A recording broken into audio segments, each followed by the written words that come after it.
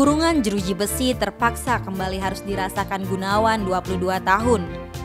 Residivis kasus pencurian ini beraksi lagi di salah satu konter handphone di Jalan Ahmad Yani Utara, Peguyangan KJ Denpasar Utara pada Sabtu 20 Mei. Sehingga diringkus polisi. Kasus tersebut dibeberkan di Mapolsek Denpasar Utara pada Senin 22 Mei. Oleh Kapolsek Ibtu Iputu Charles Dolesgiet didampingi Kasih Humas Polresta Denpasar AKP Iktut Sukadi.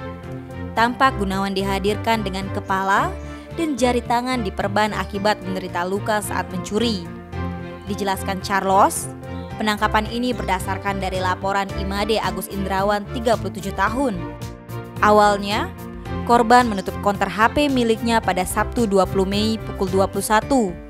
Dirinya yang masih berada di tempat kejadian perkara hingga pukul 22.45 mendengar suara mencurigakan di sekitar toko. Ternyata beberapa barang telah hilang, seperti 2 HP Vivo dan uang tunai.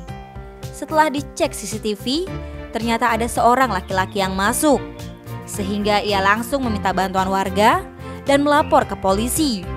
Bertepatan kala itu, Gunawan ternyata masih berada di plafon toko tersebut dan berusaha keluar.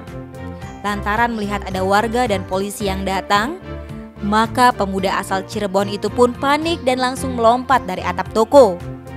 Hal itu membuatnya mengalami luka akibat benturan di kepala dan terluka di tangan. Saat diinterogasi, pelaku mengaku sebagai residivis pencurian dengan pemberatan modus jambret yang ditangkap Polsek Mundu Cirebon. Dia baru beberapa hari di Bali untuk berlibur. Tetapi karena bekalnya habis, maka jiwa malingnya kambuh.